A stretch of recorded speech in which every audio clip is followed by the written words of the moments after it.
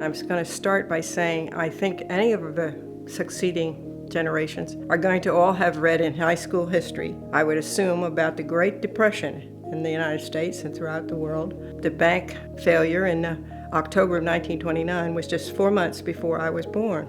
I, as were all the other children born about that time, lived in homes that were as poverty-stricken as you might think about it nowadays, but we didn't know it. We kids were all in the same boat.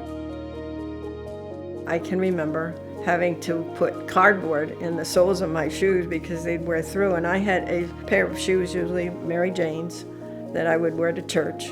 Then I had my school shoes, and they were to last at least a year. Well, sometimes they didn't. You'd gone through the rain and all that. That was one point of deprivation, I suppose you would think. I think food-wise, probably it was more of a repetition. You'd have the same food, and I don't think I was ever starving. I could be sure of that.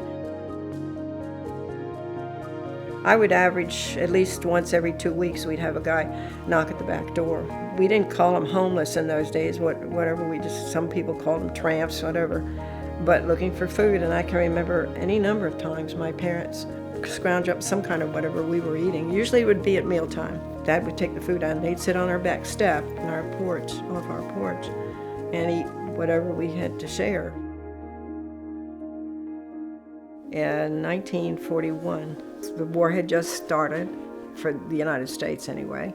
Ladies were going to work in factories, etc. Well, Mother was hired full-time as a bookkeeper, but this meant my mother was a full-time worker, and this was unusual. Most of the mothers were home and all that. So I became what we now call a latchkey kid.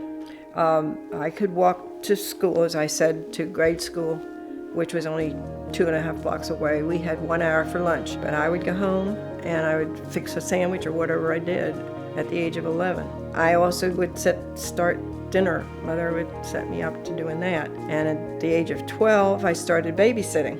At the age of 14, during the war, they needed people so much that you could work. You could get working papers, so I did. I worked at the department store and I made, I don't know, it was a paltry little bit, but I was so proud of the fact that I had a job. I had a full-time summer job at the age of 14.